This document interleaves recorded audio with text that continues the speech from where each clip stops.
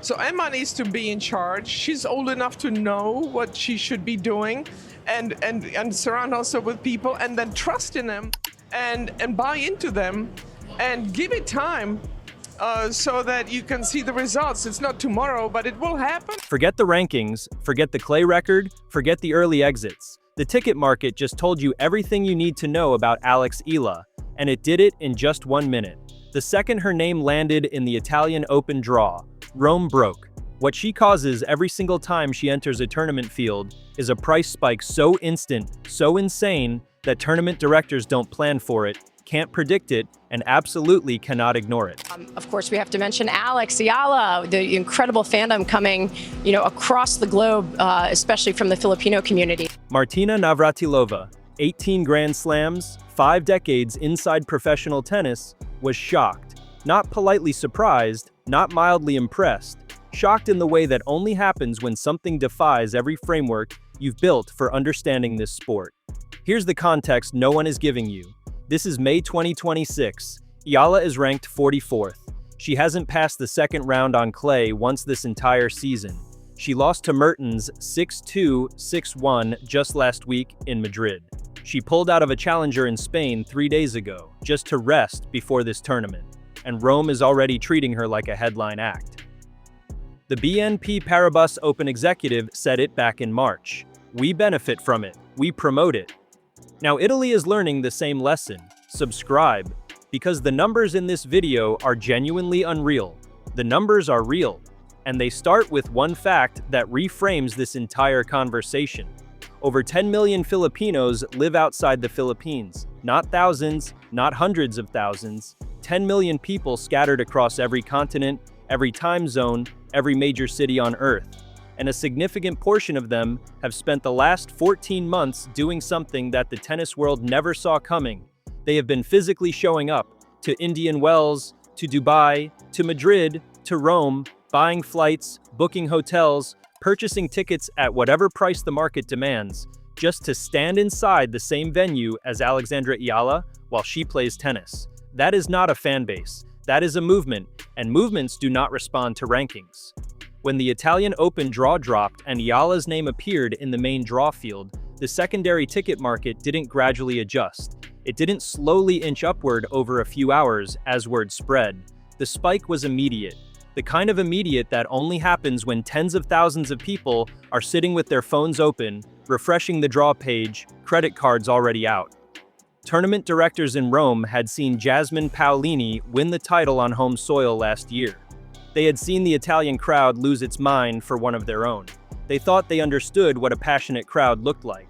They had no framework for this. Philippe Dor, the BNP Paribas Open executive at Indian Wells in March, was blunt about what Eala does to a venue. We love every minute of it, we benefit from it, we promote it. He wasn't being generous, he was being accurate. The tournament had posted a single day-in-the-life video featuring Eala on their YouTube channel during Indian Wells week. It became the most viewed piece of content the tournament produced that entire year. And it wasn't close. 6 hours before her second-round match against Diana Yastremska, fans were already forming lines outside Stadium 3. Filipino flags, Eala fan club shirts, people who had driven 2 hours from Los Angeles just for the chance to watch her warm up. One fan at Indian Wells, Andrew Rivera, said it plainly to a journalist covering the scene, "This is the most Filipinos I've ever seen at this tournament." Rome is about to beat that record. Now here is where Martina Navratilova enters this story properly, not as a headline, but as the most credible witness available to what is happening in women's tennis right now. Navratilova does not hand out praise carelessly. She spent decades as one of the most analytically sharp voices in the sport, and she has never been known for softening her assessments to spare feelings. When she spoke to the WTA ahead of Indian Wells in March 2026, she gave Eala a genuine technical breakdown. She's crafty, she's a good lefty, she uses her variety nicely. Then came the honest part. I think where she can improve the most is her serve, or make it pay off more. She needs a bigger serve and bigger kick. She is slight of build, so it's harder for her to absorb all that pace. But I think she can beef up a little and punch up that serve. That is a measured, professional, Respectful critique from someone who knows exactly what it takes to survive at the highest level of women's tennis. Navratilova was not dismissing Eala. She was assessing her the same way she would assess any promising young player, with clear eyes and no sentimentality. But here is the part that shocked Navratilova. It wasn't the tennis, it was what the tennis was doing to the business of tennis. Eala walks into the Italian Open this week ranked 44th in the world, without a single clay court win beyond the second round in 2026, coming off one of her heavier defeats of the season against Elise Mertens in Madrid. 6-2, 6-1, a scoreline that left very little room for interpretation. She skipped the WTA 125 Catalonia Open entirely, withdrawing 3 days ago to rest before Rome. On pure tennis metrics, she is not the story of this tournament. Aryna Sabalenka is the top seed and the world number 1. Elena Rybakina is seeded second. Iga Swiatek, a 3-time Italian Open champion, is fourth. Coco Gauff is third. Jasmine Paolini is the defending champion, seeded ninth on home soil, with an entire nation behind her. And yet the ticket market moved hardest for Eala. That reality is what no framework in professional tennis was built to process. Navratilova has lived through every commercial era of the women's game. She watched Billie Jean King turn a sport into a political statement.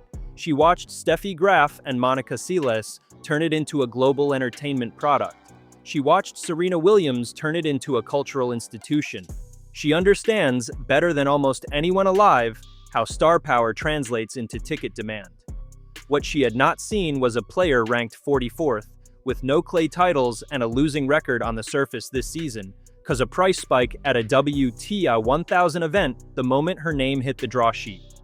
That specific combination had never existed before. It defied the established logic of how commercial value works in professional tennis, where ranking, results, and titles have always been the primary drivers of demand. Eala has rewritten that equation entirely. The Australian Open in January gave the first major signal of what was coming. The BBC sent a reporter to Melbourne Park for her first-round match against Alicia Parks. The report that came back described thousands of Filipinos creating a logjam outside Court 6, with a line stretching several hundred yards through the grounds. Eala lost that match. The crowd stayed anyway, roaring through 3 sets, treating a first-round exit at a Grand Slam like it was a title run. Tournament director Craig Tiley later acknowledged the scheduling had underestimated the demand, a point Navratilova specifically raised in public, suggesting the Australian Open had made a mistake by putting Eala on a court that couldn't hold the crowd she was guaranteed to bring. Dubai in February was a full escalation. Eala sold out every single match across her quarterfinal run. She beat world number 8 Jasmine Paolini 6-1, 7-6 in the third round, walking out to a crowd that was, in her own words, Filipinos for days. Coco Gauff, one of the most genuinely popular players on the women's tour, played Eala in the quarterfinals at Dubai, and afterwards addressed the crowd specifically, acknowledging that she had never seen the stadium that full in all her years playing the tournament. That comment from Gauff is not a minor footnote. Gauff has played Dubai multiple times. She is a Grand Slam champion. She has her own passionate fan base. For her to single out the atmosphere in an Eala match as something she had never witnessed before at that venue speaks to the specific, concentrated intensity that follows Eala from city to city. Indian Wells in March turned that intensity into a documented commercial phenomenon. The tournament's own executives were publicly celebrating her presence. Novak Djokovic, watching the circus of fans and attention surrounding Eala's matches, called it a good problem to have. Andy Roddick was equally direct. This is the type of story you cheer for because it's great for tennis. The Porsche Tennis Grand Prix in Stuttgart in April, where Eala lost in the first round to Leylah Fernandez, still produced a fan engagement session where tournament organizers officially declared her autograph the most wanted in the entire venue. She had already been eliminated. The fans were still there, still buying tickets, still treating the venue like a destination worth visiting regardless of the result. That is the specific dynamic that makes the Italian Open ticket spike so significant. It is not about Eala winning. It is not contingent on a deep run. The spike happened the moment she was confirmed in the draw. before a single ball was struck, before anyone knew who she would face in the first round, before there was any sporting reason to project optimism about her chances on a clay surface where she has genuinely struggled this season. The demand is presence-based, not performance-based. That has never been true of any player ranked 44th in the world, ever. For Navratilova, a woman who spent decades arguing that women's tennis deserved equal prize money, equal broadcast time, and equal commercial respect, the Eala phenomenon is genuinely historic in its implications. The Tennis Gazette reported in February that tournament organizers had already concluded something remarkable.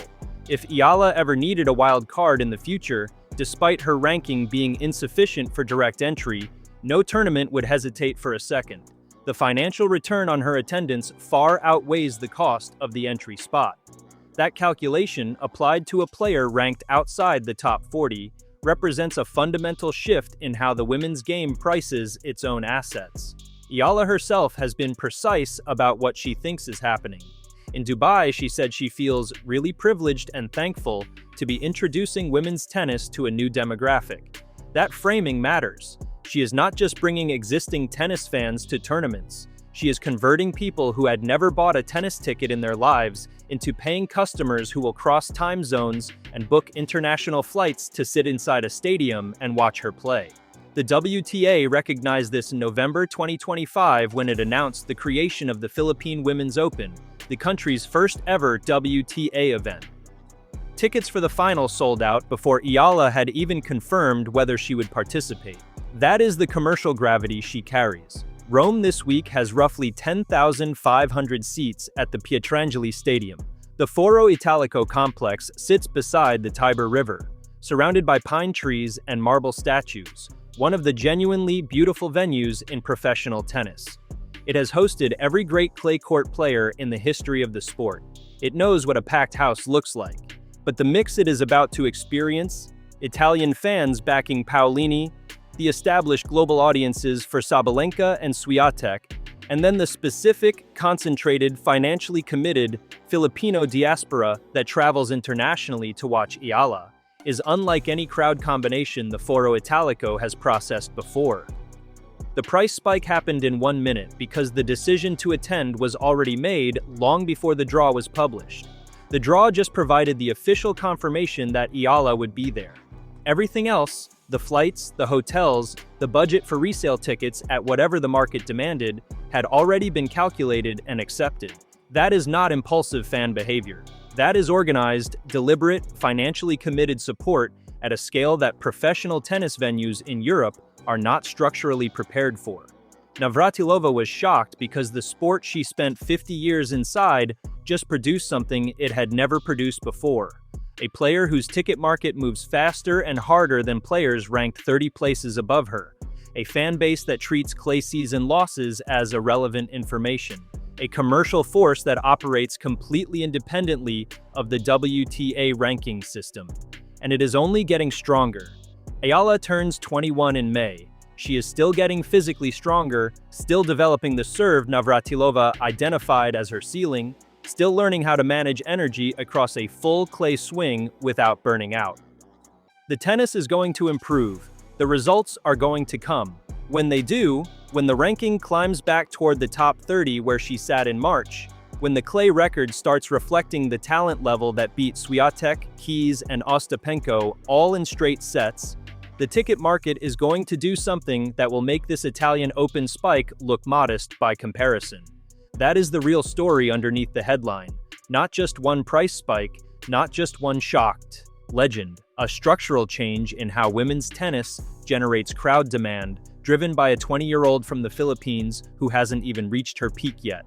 If this video gave you a perspective you haven't read anywhere else, subscribe to the channel right now.